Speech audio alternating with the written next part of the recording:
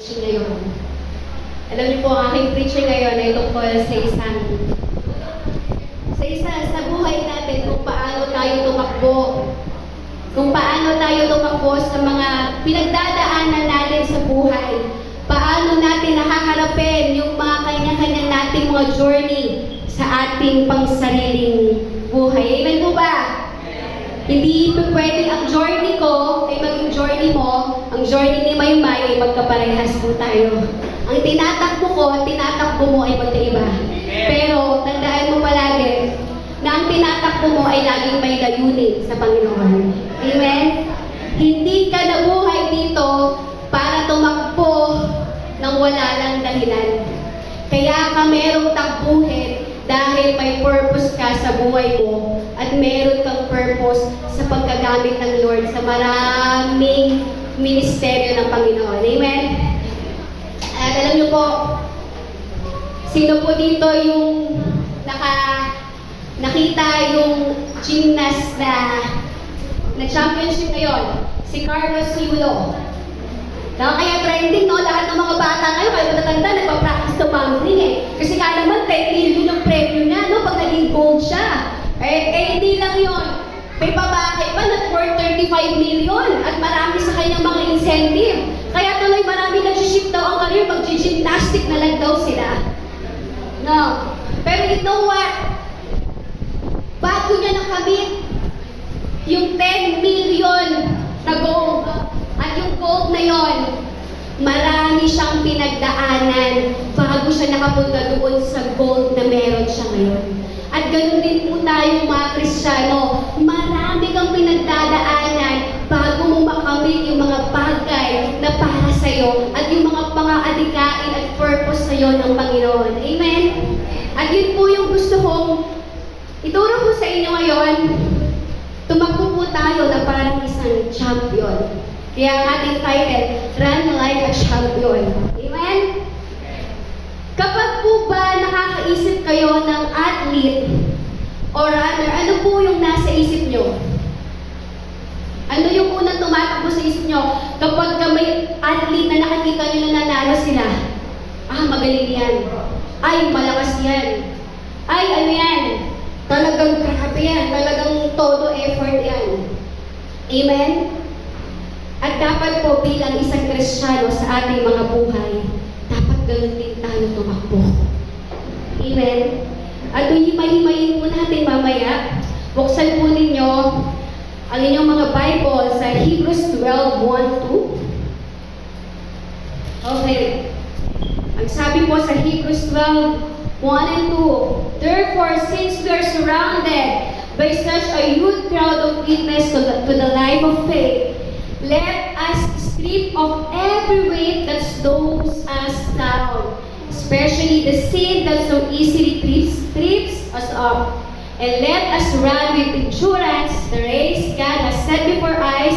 And verse 2, we do this by keeping our eyes on Jesus, the champion who initiates and perfects our faith. Because of the joy awaiting him, he endured the cross, disregarding its shame. Now, he is seated in the place of honor beside God's throne. Kaya ako po may highlight po itong mga naandito. Kasi, bilang isang athlete, halos same po. Tama? Yung mga nandiyan na character. Unahin natin yung every weight. Kaya ko i-highlight yan kasi as an athlete or as a runner, kailangan maging magaan. Hindi ka pwedeng tumakbo ng maraming kang bitbit. Hindi ka pwedeng maraming bitbit, tatakbo ka, hindi ka makakarating dun sa finish line. Amen? And dun sa highlight na let us run with endurance the race God has set, parang ikaw ngayon yan eh. Pamihimay-himayin po yung endurance kung ano ibig sabihin. At dun po sa verse 2, keeping our eyes, meaning po ng keeping our eyes, pag ikaw ay isang runner or ikaw ay isang athlete, dapat focus ka sa goal na meron ka. That's why, see, we do this by keeping our eyes. And then, Jesus the champion. So, alam niyo kung bakit? Kung si Jesus nga naging champion, dapat ganun ka rin.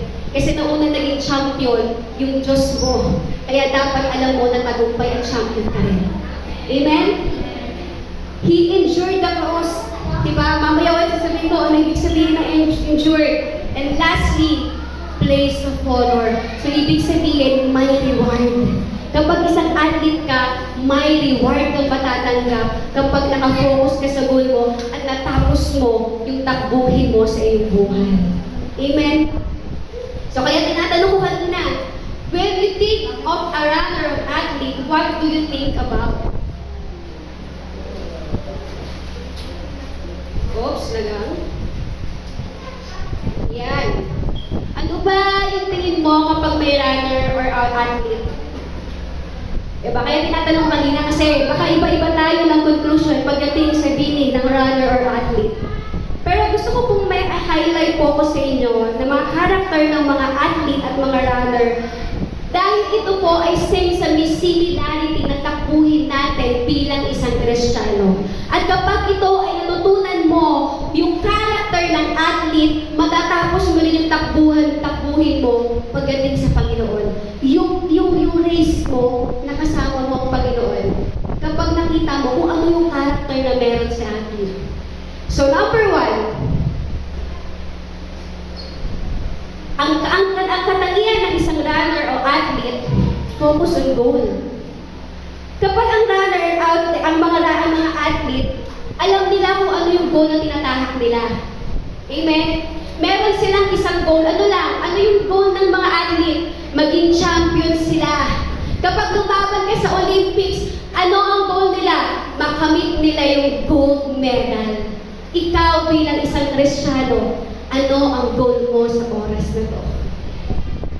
Tatanungin ka ng Lord, ano ang goal mo sa oras na to? Ang goal mo ba is mag-glorify ang Panginoon? Mag-serve sa Panginoon? O ang goal mo ba is gusto mo ba, Lord, na gusto ko lang yumaman, Lord, kaya ako sumasamba sa'yo. Gusto ko lang maraming blessing. Ano yung goal mo sa oras na to kung tatanungin ka ng Lord? O yung goal mo ba na magamit ang buhay mo hanggang sa huling hilinga na meron ka? Amen? That's why every runner or athlete, meron silang goal. Meron silang may time frame sila, meron silang hinahabol na layunin nila para yun yung makita nila sa sarili nila na dapat makuha ko tong goal na to. And next is motivated. Kahit may goal ka, kung hindi ka naman motivated, hindi mo magagawa mag-focus sa goal. Alam niyo yung motivated? May inspirasyon. Ano ba ang inspirasyon mo sa paglilingkod sa Panginoon? Inspirasyon mo yung katabi mo, kaya ka nagsisimba. Inspirasyon mo yung, di ba? Inspirasyon mo dahil may girlfriend ka sa loob ng church, may boyfriend ka, kaya gusto mong magpuri sa Panginoon? O kaya ka motivated dahil alam mo na ang pinaglilingkuran mo ay Diyos, na alam mo na siya ang nagbibigay ng lahat ng lakas sa'yo at meron ka, kaya motivated ka magpagkamit sa Panginoon. Kasi kapag hindi ka motivated, kahit marami kang goal, hindi mo mapifinish yung goal mo. Bakit? Kasi wala kang motivation. Kahit ang nasa isip mo, kailangan magamit ako ng Lord. Kailangan ma-fulfill ko lahat ng mga pinapagawa sa akin ng Lord. Pero dahil yung utak mo hindi motivated, hindi mo magagawa yung goal mo. And next na merong character. Ang athlete or runner, they have discipline. And usually as a Christians, dapat meron tayong disiplina sa atin. Ang runner at ang athlete, lahat ultimo napaka-disiplina nila. Unang-una physical na pangangatawan. Dapat malakas sila. Diba? Hindi sila pwedeng lalamya-lamya. Kaya alam nyo, ang kinakain nila, lahat yun, naka-grams pa yan. Ano yung protein, ano yung dapat bawas-bawas sa cholesterol, sa calories, lahat yan. Meron silang mga nutritionist. Kasi kapag hindi okay ang katawan nila, hindi sila makakalaban sa competition na meron sila. And I remember nung nag-gym po ako sa Anytime Fitness 2 years ago, yung coach ko doon, sabi niya sa akin, alam mo ba pag lumalaban kami sa yung body, yung pagandaan ng katawan, ultimo pagkain nila walang lasa. Walang asin, walang asukal, wala lahat. Ang kakainin lang nila isda at itlog, saging. Pero hindi sila kakain ng kanin. Why? Kasi alam nila na kapag kumain sila ng kanin, tataba sila. At pag tumaba sila, hindi lalabas yung mga muscle nila. Yun yung kailangan nilang gawin. Na mapakita nila yung mga muscle nila. Kasi nasasali sila sa body competition. Ganon kadisiplina ang mga athlete at mga runner. Ikaw bilang isang Kristiyano, may disiplina ka pa ba? Sa pagtulog, ganoon din ang mga runner, ang mga athlete. Sa pagtulog, alas 8 pa lang tulog na sila. Hindi sila pwede magpuyat. Bakit? Kasi kapag nagpuyat sila, hihina ang kanilang puso, hihina ang kanilang cardio. Mahihirapan silang tumakbo, mahihirapan silang lumaban. Amen? Sa oras nila, disiplinado din sila. Bakit? Kasi kahit malakas yung katawan nila, kapag sila ay na-late sa kanilang competition, hindi na sila makakalaban. Dapat sa Kristiyano, ganun din tayo. Dapat naka-mindset sa atin yung discipline para every time na tatawagin ka na ng Lord, you are ready. Diba? Para pag every time nasasabihin ng Lord na, alright, umayo ka na anak, dapat disiplinado ka. Kasi bakit? Disiplinado na yung katawan mo, alam mo na yung mga dapat yung gagawin. At yun yung isang character na maganda sa mga athlete. Kaya alam niyo po si Ken, pero sabi ko nga sa kanya, anak, dapat mag-start ka na ng mga ganito, mga ganyan. Bakit? Kasi mas maganda habang bata pa lang, natitrain na. Kasi kapag matanda na, medyo makunat-kunat na, mahirap na. Matigas ng ulo, mahirap na balikin. Pero habang bata pa, kaya pansinin niyo, ang mga runner, mga athlete, bata pa lang sila. 5 years old, 4 years old, tinitrain na sila ng mga magulang nila. Kasi kung ano yung kinalakihan mo, kung ano yung sinimulan mo, yun yung mabibitbit mo pagdating ng araw. Kaya minsan, sa ating buhay Kristiyano, pag mali ang na-train sa atin, mali din po ang kinalalakihan natin, mali din po yung nabibitbit natin. Amen po ba? Kaya minsan, sa isang Kristiyano, napakahirap ng baliin yung dapat mabali. Kasi nakasanayan na siya. Dapat ngayon pa lang na kaya pang baliin, kaya pang disiplinahin mo na ang bilang isang Kristiyano o ang anak ng Diyos para hindi ka na mahirapan sa mga susunod. And next is optimistic. Optimistic, mga positive, hindi sila nega. Hindi nega. Yung hindi pa nga nasubukan, ay ayoko nang matatalo na ako. Hindi sila. Sila kahit matalo sila, iniisip pa rin nila sa susunod nilang laban. Mananalo ko, dapat manalo ko, dapat makuha ko na yung gold na meron ako. Hindi yung kapag natalo sila ng isang beses, ayawan na. O yung kapag napagod sila sa training nila, ayaw na, susuko na. Hindi po ganoon ang karakter ng isang athlete. At dapat bilang isang anak ng Diyos at lingkod ng Diyos, dapat optimistic ka sa lahat ng bagay na nangyayari sa buhay mo. Matalo ka man ngayon sa oras na to, madapa ka man, dapat optimistic ka, positive ka pa din. Hindi ka bibitaw kasi alam mo na may goal ka, alam mo na may purpose ang buhay mo. Amen? Kaya yung mga athlete na yan, kapag sinubaybayan mo sila, makikita mo lahat ng journey na pinagdaanan nila, lahat ng mga heartaches nila, lahat ng breaks nila, lahat ng failure nila. Pero minsan, hindi sumagi sa isip nila na bumitaw sila. Kung hindi magpapatuloy ako para manalo ko, makuha ko yung dapat kong makuha. At bilang isang Kristiyano, dapat ganun tayo. Magpapatuloy ako kahit anong mangyari hanggang sa huli ng hininga ko dahil kasama ko ang Diyos at mananalo at manalo ko sa laban na to. Amen? And second is endurance. Ano yung endurance? Yung sa kabila ng hirap, hindi ka gumigive up. Yun ang endurance. Nakakaya mo sa gitna ng pagsubok na meron ka sa oras na to, nakakaya mo pa rin lumiti.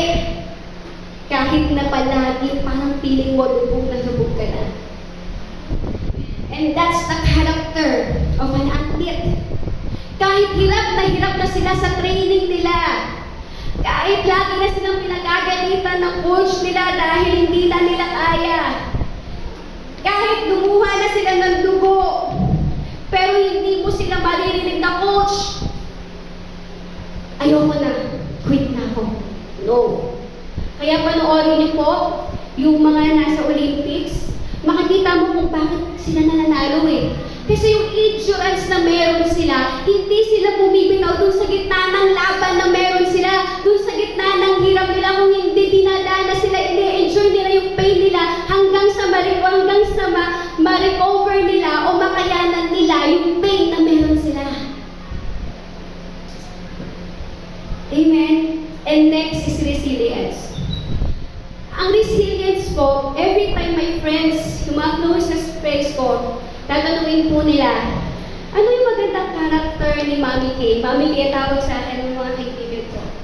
Ay sasabihin po nila si Mami Kay kasi resilient. Alam niyo po ibig sabihin ng resilient? Kahit bumagsak na, tumatayo pa rin. Kahit maraming beses na nadapa, tatayo pa rin at babawit hindi siya mag-quit sa lahat ng mga bagay kahit na mahirap na sa kanya. At yun po ang nagpapasalamat ako sa Panginoon dahil minold niya yung character ko na ganito.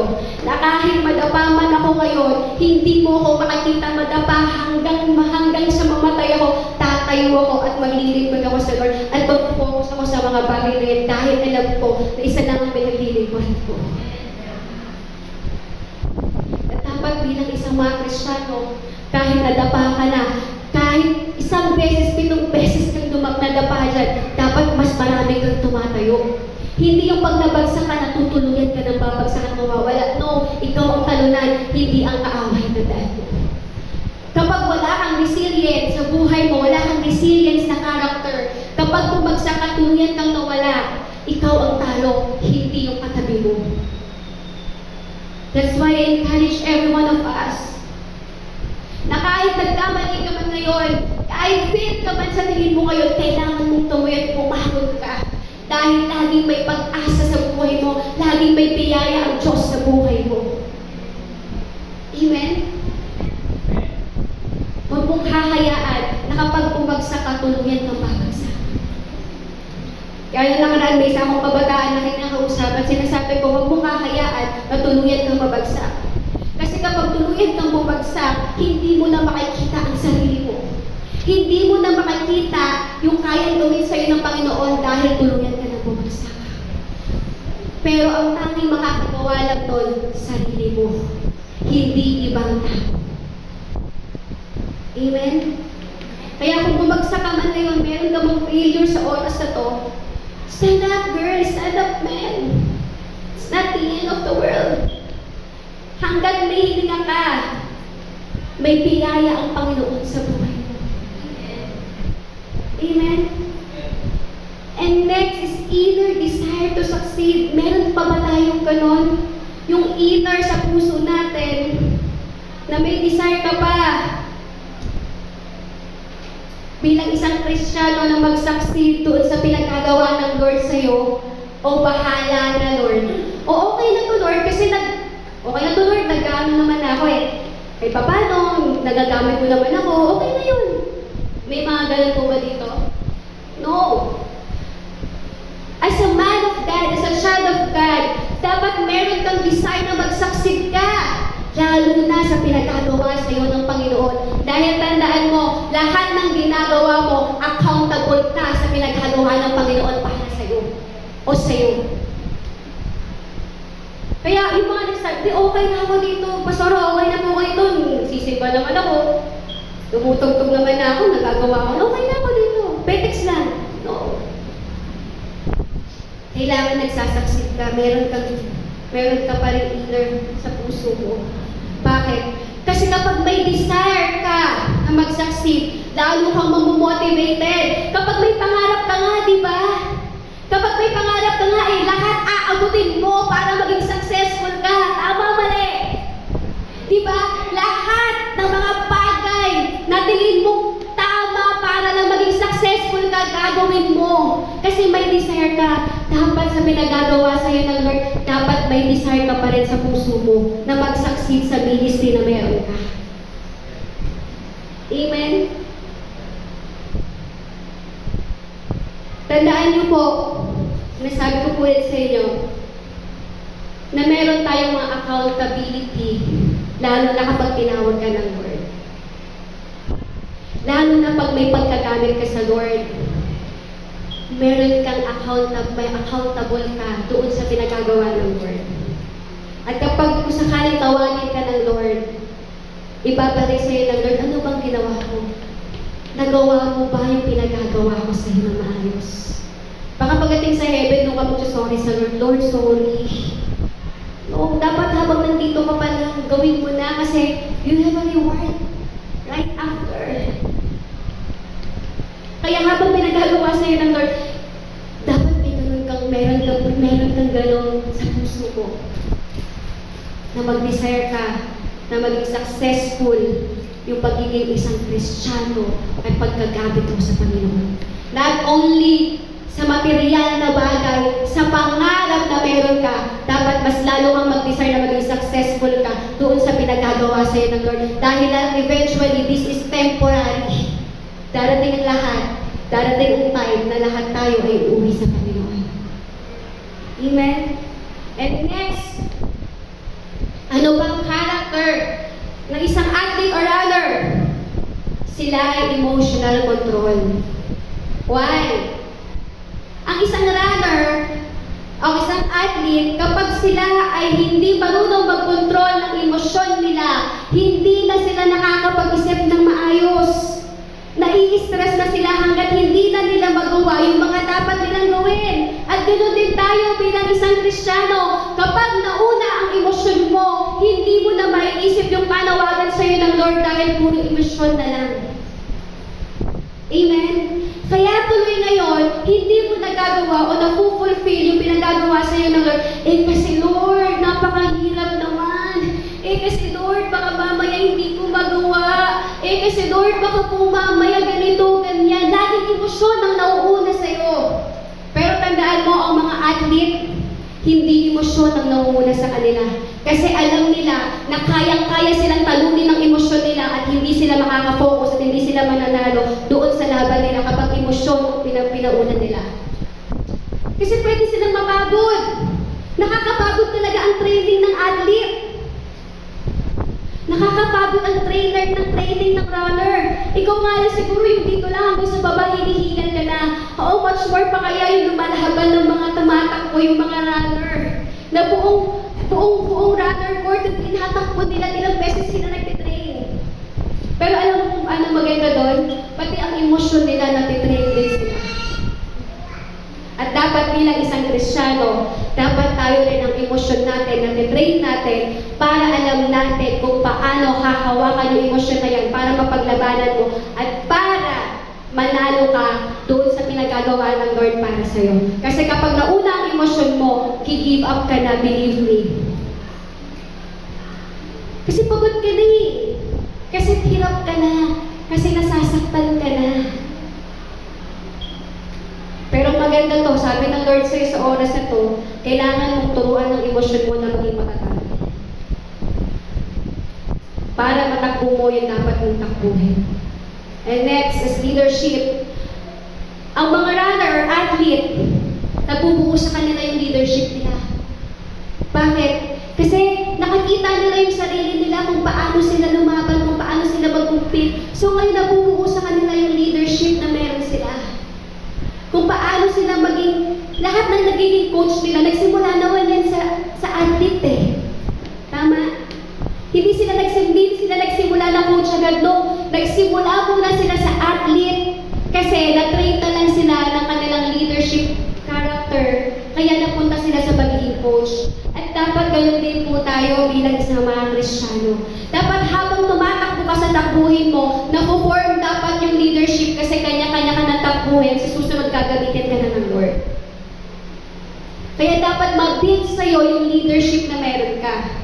Pero hindi mabibuild sa'yo yung leadership na yan kung ikaw mismo hindi mo kaya magpaturo sa harapan ng Panginoon. Lahat ng leaders, kaya ka pinadadaan sa mga masasakit at rough na bagay sa buhay mo kasi para maramdaman mo, para alam mo na sa susunod yung ituturo mo sa iba. Alam mo na yung sasabihin mo, yung sasabihin mo sa ibang tao o sa mga nasasakupan mo. And lastly, trust the process. Trust the process. Minsan po sa ating mga buhay isang Kristiyano, kapag ang journey mo ay parang pangit na, nakakalimutan mo na magtiwala sa Panginoon. O minsan, gusto mo nang baguhin yung direksyon na meron ka kasi mahirap na. At ang character ng athlete, no.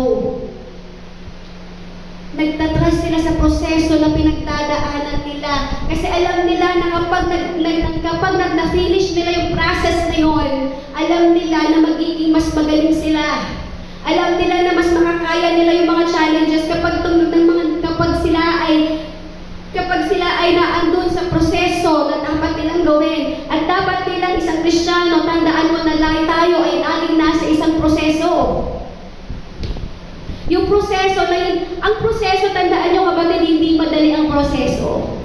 Alam mo yung parang ang ginto na hinihinang at minumog. Ang ginto, bago pa siya, paano ba maging gold ng isang ginto? Di ba hinihinang siya ng mabuti? At ganoon din ang ginagawa ng Diyos sa buhay mo. Hinihinang ka ng Diyos para mapunta ka doon sa magandang plano sa iyo ng Panginoon. Kaya kailangan mo magtiwala sa Kanya no matter what will happen. Whether bumagsak ka man ngayon, whether masaya ka man ngayon, kailangan mo mag-trust sa process ng Panginoon. Madaling mag-trust sa process ng Panginoon kapag masaya. Tama? Kapag puro blessing, madaling mag-trust sa Panginoon. Amen? Eh, paano kung pag pinadaan ka na ngayon ng Lord sa mga failures or sa dryness ng buhay mo? Magtitiwala ka pa rin sa Panginoon o ayawan na? Tsaan nasusubok ang isang Kristiyano sa trust the process. Bakit? Kasi akala nila, maraming tao, akala nila, kapag nasa Lord ka na, puro pagpapala na lang yung mararamdaman mo, puro material na bagay, pero no, hindi. Even your character, your smallest, na pinakamaliit na parte sa buhay mo, hinihinang yan ng Lord. Bakit? Kasi gusto niyang lumabas ka na parang ginto. Gusto niya kumikinang ka. Ayaw niya na hindi ka kumikinang. Why? Kasi bitbit mo yung glory ng Panginoon, kaya gusto niya kumikinang ka. Amen? Pero kung hindi mo pagtataanan ng mga proseso na yan, hindi mo makikita kung hanggang saan yung dapat mong makuha. At salamat sa Lord, dahil tayong lahat ay pinadadaan ng Lord sa proseso. Sa proseso na kung saan minsan mahirap, no, mas madalas mahirap kaysa sa masaya. Amen? Mas madalas ang iyak. Amen? Pero right after this, all pains, all tears, sa kabila nun, may ngiti at may reward na ibibigay sa iyo ang Panginoon kapag natapos mo yung proseso kung saan talagang hininang ka ng Panginoon. Amen? And remember, sabi ko nga po sa inyo kanina, ito yung mga goals, ito yung mga character bilang isang athlete at na maitadala mo bilang isang Kristiyano. At gusto kong malaman, matandaan nyo, na merong apat na dahilan kung bakit mo kailangan daanan yung grace na meron ka sa oras na to. Number one is para malaman mo na meron kang dapat na purpose sa buhay mo na kailangan mong i-pursue. Na kailangan mong magampanan. Amen? Hindi ka nabuhay sa mundo dahil wala ka lang. Tandaan mo, kapatid, walang aksidente kung hindi lahat may purpose kung bakit ka nandito, kung bakit meron lahat ng bagay na to, dahil may purpose ng Panginoon. Kaya hindi totoo yung sinasabi nila, ay hindi, aksidente. Ay, yung bata niya, aksidente lang naman yan. Aksidente lang yan, nabuntis kasi nabuntis yan, nagkaanak, aksidente lang yan, no. Tandaan mo, kapatid, ang isang bagay na nangyayari sa buhay mo, hindi i-allow ng Lord yan kung hindi niya planado yan. Lalo na kapag ikaw ay isang Kristiyano, lahat ng bagay na nangyayari sa'yo, merong allowance ng Panginoon yan, ina-allow ng Panginoon niya, whether good or bad. Why? Kasi nga, naandun tayo sa proseso para mas lalo ka niyang magamit at mas makita mo yung takbuhin mo sa buhay. Amen? Meron kang purpose. At ano yung purpose na yon? Tanungin mo sa sarili mo, ano yung purpose mo? Ano yung purpose mo sa buhay mo? Bakit ka nandito? Kasi pag malalaman mo yung purpose mo, alam mo dapat, malalaman mo din, yung tatakbuhin mo, yung direksyon ng takbo. Pero alam niyo, madalas sa Kristiyano, hindi nila alam ang purpose nila sa buhay, kaya nawawala sila. Amen? Kaya pawindang-winda ang buhay ng isang Kristiyano dahil hindi nila alam ang purpose nila sa buhay. Ang purpose natin bilang isang Kristiyano ay maggamit ng Panginoon sa kaluwalhatian niya. Yan ang lagi niyong tatandaan. Amen?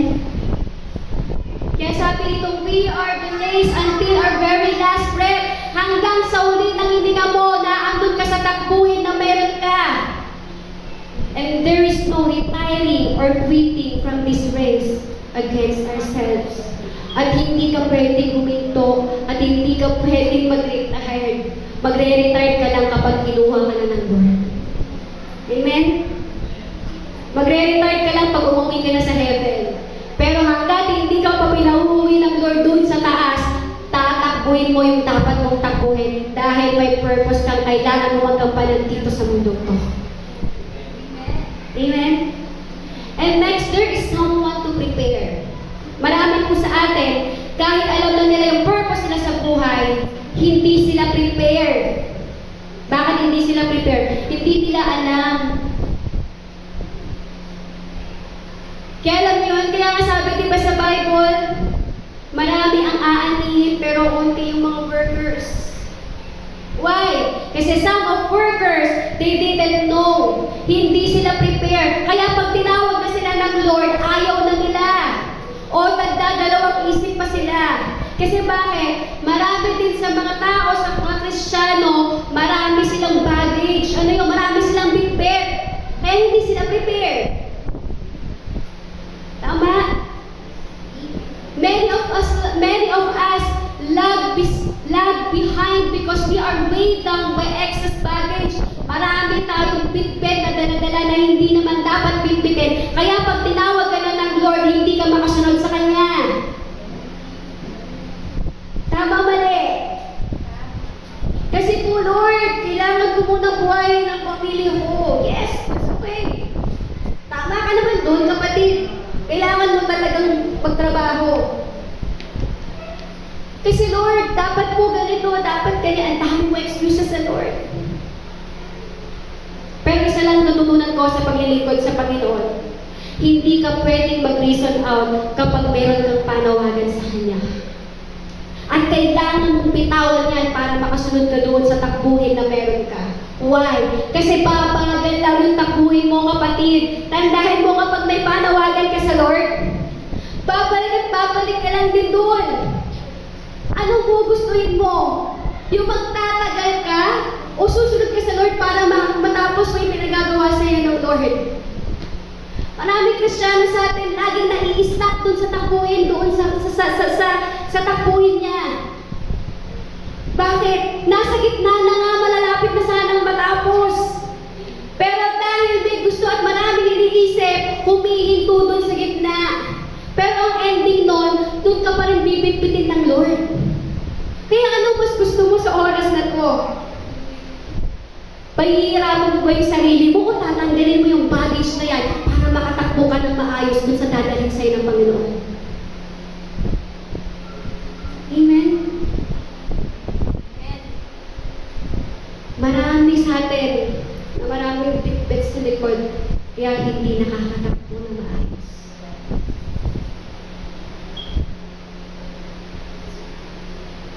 Alam niyo po, nakakatawa itong quotation na to. Good things become bad things when they keep you from the best things. Kita niyo ito? Good things become bad things when they keep you from the best things. Number 1 po na tinuro sa akin ng Lord to. Dito lang. Ang isang bagay na maganda, nagiging pangit siya kapag nalalayo ka na para sa mas magandang plano sa'yo ng Panginoon. Amen? Akala mo lang maganda, pero hindi mo alam na yun pala, hinahatak ka na para hindi ka makarating doon sa mas magandang plano ng Diyos para sa'yo. Kaya hindi lahat ng mga bagay o opportunity sa buhay mo na good opportunity, ikagrab mo kasi it will sometimes mas lalo palang trap siya sa'yo ng kaaway. Kaya hindi mo makakita yung best thing na para sa'yo kasi may trap. Kaya dapat ngayon bilang isang Kristyano, dapat maging matalino ka at marunong ka mag-discern kung trap ba ito ng kaaway o galing sa Lord. Hindi lahat ng magaganda na mangyayari sa buhay mo ay pagpapala galing sa Lord. Minsan pwede gawin ng kaaway na trap para mapahamak ka. Para hindi mo makita yung dapat na gagawin ng Panginoon para sa iyo. Amen? Bibigyan ko kayo ng isang example. Ang daming beses na akong sinabihan ng Lord na anak, ganito, ganyan.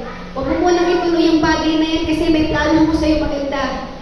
Biglang may sumingit. Magaling ang kaaway, tandaan nyo. Magaling magpaay ng kaaway. Papaginan ka niya ng mga bagay na gusto mo para hindi ka makarating doon sa plano ng Panginoon para sa'yo. Biglang may bumukas na opportunity na gustong-gusto ko kasi yun yung gusto ko eh. Kinrap ko. Una, nag-fail. Next, ganun ulit. Sa una, maganda. Pero tumatagal, pumapangit na. Hanggang dumating sa mga 3 beses. At sabi sa akin ng Lord, matigas kasi ang ulo mo. Sinabi ko sa'yo, ito ang gawin mo, hindi yan. Pero dahil matigas ang ulo mo, kasi that's why binibigyan tayo ng free will ng Lord. Hindi naman pakialamero ang Diyos sa buhay mo. Nasasabi at hindi naman controlling ang Diyos na, ay hindi ka pwede, hindi naman ganun si Lord eh. Bibigyan ka niya ng free will para ikaw mismo ang makaranas kung tama ba yung tinatahak mo o mali na. And sadly to say, most of us Christians, kung kailan lubog na tayo, doon natin maiisip na mali pala yung tinatahak natin. Amen? At tandaan mo kapatid, kapag meron kang panawagan sa Lord, kahit anong takbuhin mo, kahit anong alis mo dyan, ibabalik ka pa rin ng Lord doon, huwag mo nang pahirapan ang sarili mo. You're wasting your time. You're wasting your effort sa mga bagay na ginagawa mo na alam mo naman na hindi yun dapat ang tinatakbo ng buhay mo. Pero dahil makulit ka, o sige, hakayaan ko. Makulit ka eh. Kaya sabi sa akin ng Lord, sige, okay lang. At ngayon, alam nyo, na-realize ko, Lord, sayang yung mga panahon na. Alam mo, you're just investing. Para ka nag-i-invest sa maling panahon, sa maling bagay. Kaya nga dapat you have a discernment. Na hindi lahat ng mga bagay na magagandang naririnig mo ay para sa'yo. No. Remember, Satan is guwapo. Manilin lang ka sa itsura ni Satanas. Amen? Kaya dati, lagi namin Kaya dati, mga nagiging boyfriend ko, yung ko talaga sa guwapo, maniwala kayo sa dami ng ligaw sa mga artista, mga guwapo, yung ko talaga eh. Kasi naisip ko, lulukuhin ako eh. O di ko sinasabi hindi pogi si Bishop, ha? Okay, ha?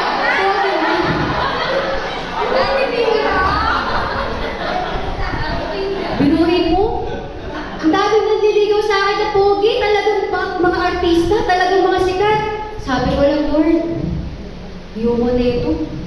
Baka mo, baka mamaya umiyak na ako dito. No? At least pinigyan naman ako ng Lord na pogi naman. Medyo matabangan.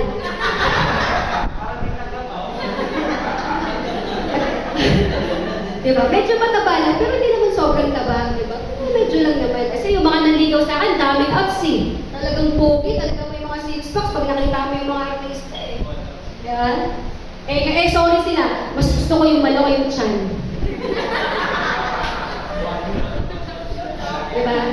Kasi pag may abs pala, minsan ang pangit pala, no? Pag sobra yung abs, parang ang pangit pala tingnan. Pag mataba, pag inimas-imas mo malambot, masarap, parang kami unan. Diba? Pero totoo po yun. Good things become bad things when they keep you from the best thing. Kasi nilalayo ka para dun sa best na para sa'yo. Kaya tuloy, hindi mo makita yung best. Pero di ba ang gusto natin, ang makita natin sa buhay natin ay yung best. Amen? Hindi lang yung good, kung hindi dapat yung best. At ang Lord, ang gusto niyang mabigay sa'yo, hindi yung good, kung hindi dapat best ang makuha mo. Amen? Next, third, there is a price to pay. Ito po yung sinasabi ko kanina, na you are accountable every time na may ginagawa ka sa buhay mo. Whether na gawa ka ng mabuti o masama, lahat yun, there is a price to pay. Meron ka bayaran lahat ng ginagawa mo sa buhay mo. This is what you call consequences. Amen? Ito yung mga bagay na kung saan sa lahat ng mga ginagawa mo sa buhay mo, every time na meron kang magandang desisyon sa buhay mo, meron din magandang resulta nangyayari. Tama po ba? Pero kapag medyo may mali na nangyayari sa buhay mo, meron mga consequences. Tama? So yung consequences na yun, dapat bilang isang Kristiyano, dapat ready tayo doon every time na kung saan nag-fail po tayo. Amen? Huwag na po natin sisihin ng demonyo. Parang awa nyo na. Nananahimik po yung demonyo, hindi ko naman ginagano, tapos sisisihin mo. Pero ang totoo naman talaga, ikaw naman talaga ang may pagkakamali. Kaya ngayon, nagsasuffer ka sa mga bagay na yon. Pero ang maganda lang dito kasi, kahit na nagsasuffer ka sa consequences na ginawa mo noon, dahil sa biyaya ng Panginoon, kaya ka niyang pagtagumpayan sa mga consequences na yan.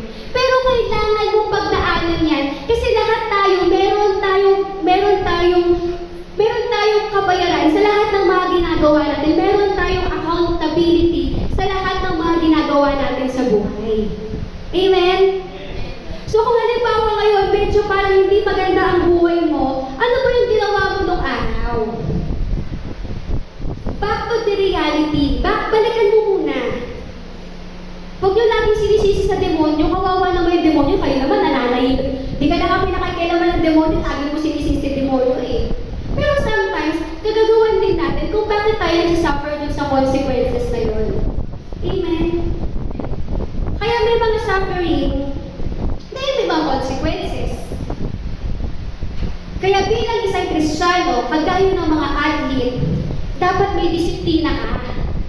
Amen? Na kapag nasa mali ka na, huwag mo nang ituloy. Kapag alam mo na mapapahamak ka na, huwag mo nang ituloy. Kasi minsan lagi nila sinasabi, masarap daw kasi ang bawal. Kaya ang ending, kapag napahamak na, iiyak, isisisi nila sa Panginoon. Pero ang totoo, ikaw ang may gawa doon, hindi ang Diyos. Amen? Kaya lahat ng mga bagay na ginagawa mo ngayon, meron yan accountable, meron mga consequences yan. Hindi man ngayon, but later on, you will see. Amen? Pero lagi nyo tatandaan, yun nga ang uulitin ko, lagi nyo tatandaan na kapag nagkamali ka man, may biyaya ang Panginoon dun sa consequences na nangyayari sa buhay mo. Minsan, tinuturuan ka lang ng Lord doon doon sa consequences na yun para hindi mo na siya gawin ulit. Kasi kung ang Lord masyado siyang mabait at sobrang bait, hindi niya hahayaan na turuan ka sa consequences na yun, hindi ka matututo sa bagay na yun. Paulit-ulit mo lang na gagawin. That's why may consequences para sa susunod, hindi mo na siya gagawin dahil alam mo na. Alam mo na kung ano yung kahihinatnan kapag ginawa mo na ulit. Amen?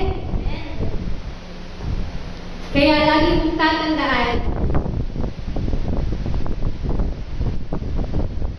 na lahat na ginagawa mo ngayon at noon, meron yung mga kabayaran.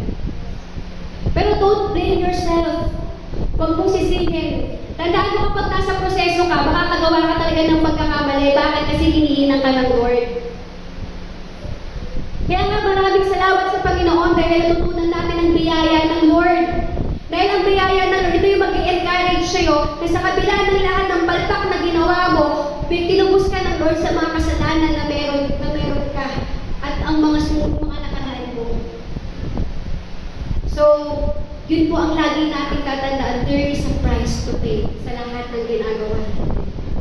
And next, there is a promise to keep. Doon sa Hebrews 12:2, kung babalikan po natin, sabi dun sa 2, di ba? We do this by keeping our eyes on Jesus, the champion who initiates and perfect our faith. Because of the joy awaiting him, he endured the cross, disregarding its shame. Now he is seated in the place of honor besides God's throne. So sasabihin niyo saan, Pastora, asan mo yung promise doon? Wala namang pong promise doon eh. Ang sabi po dun sa 2, kailangan mag-focus ka dun sa author. We must keep our eyes on God. Why? Bakit ko nasabi? Bakit nasabi kong may promise doon? Kasi kapag tumingin ka sa Panginoon, kay Jesus Christ, lahat ng pangako ng Panginoon sa buhay mo mangyayari. When every time you look at Jesus Christ, dahil si Jesus Christ nasa kanya na lahat ng pangako na magaganda para sa'yo, lahat ng mga bagay na magaganda para sa'yo, na kay Jesus Christ na. Kaya kapag tinignan mo si Jesus Christ, lahat ng pangako niya, maaalala mo. Amen? Wala ka ng ibang minsan, sa sobrang dami ng verse sa Bible na promise ng Panginoon, makakabisado mo ba? Hindi mo makakabisado. Sobrang dami nun. Pero, ang sinasabi ng Lord, tingnan mo si Jesus, tingnan mo ko anak. Dito pa lang makikita mo na lahat ng ginawa ko para sa'yo, nakapaloob na doon yung pangakong maganda para sa'yo. Amen? Kaya kailangan mong mag-focus sa gitna ng takbuhay na meron ka. Yung dapat ma-mold yung faith na meron ka. Kasi mahaba-haba pa yung takbuhin na meron ka. Amen? At every time nag-give up ka na, alalahanin mo na may pangako ang Panginoon sa'yo, tumingin ka kay Jesus Christ. Para makadiretso ka sa takbuhin na meron ka. And lastly, there is a prize to possess. As we run this race, living by faith, we know we are headed toward eternal victory. Because Jesus finished the race at Calvary, He has become our reward. The race will have been worth it when we see Him face to face. Amen. Sa lahat ng takbuhin mo sa oras na to, darating yung time na may prize ka sa Panginoon. At yung prize na yun yung eternal na katagumpayan na meron ka doon sa totoo mong bahay, hindi dito. Yung prize na nakukuha mo ngayon, yung kayamanan na meron ka, it's only a temporary. It's a temporary happiness. Amen? Pero yung prize na sinasabi dito ng Lord, kapag tinakbo mo at natapos mo yung laban mo, makikita mo si Jesus Christ face to face at papatungan ka niya ng corona sa lahat ng mga bagay na ginawa mo dahil natapos mo yung takbuhin na pinaghagawa sa iyo ng Lord. Are you desiring na matapos mo? Na pagkatapos mo, yung takbuhin mo, o nagdi-desire ka na lang na bahala na. Amen? Kasi darating yung time na kapag tinawag ka na ng Lord,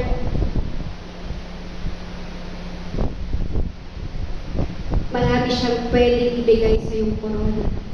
Dahil marami kang natapos dito sa lupa dito. Amen. At kapatid, kapag yung mga bagay na pinagagawa sa iyo ng Lord, natapos mo, kung ilan man yan, sa bawat takbuhin mo, lagi kang may mission hanggang makarating ka sa dulo ng daan mo. At yung mission na yan, whether it's failed or it's accomplished.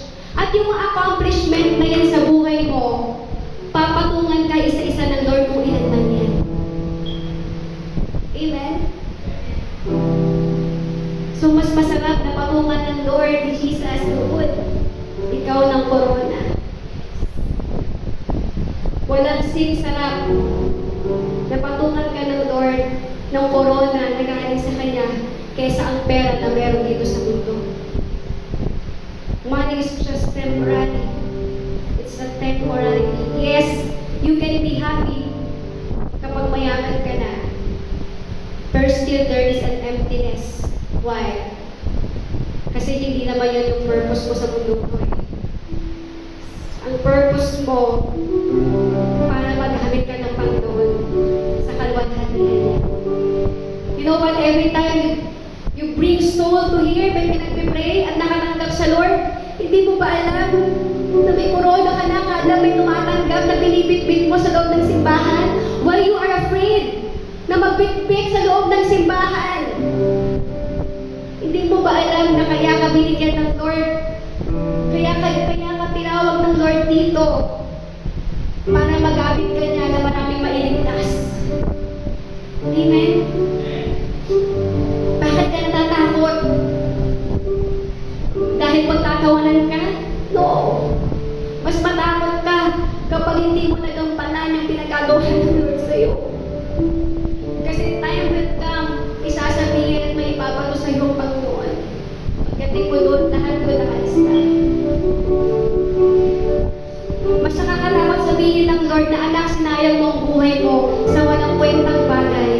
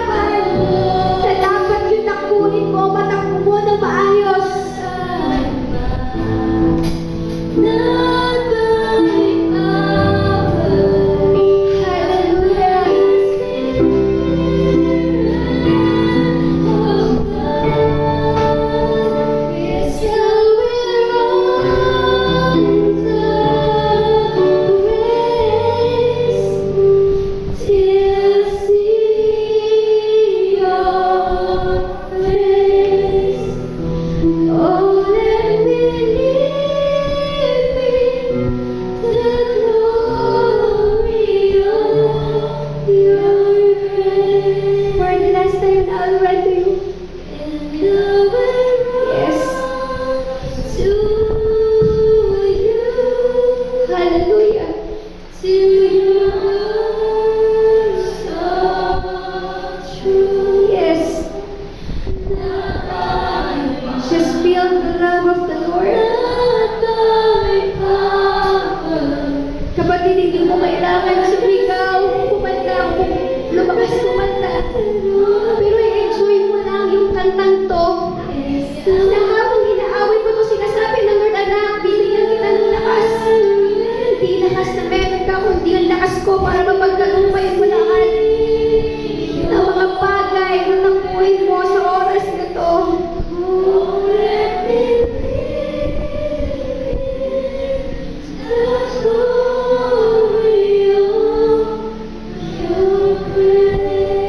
Come on. Pwede mo bang bigyan ng Diyos sa oras na to? Yung intimate. Yung intimate.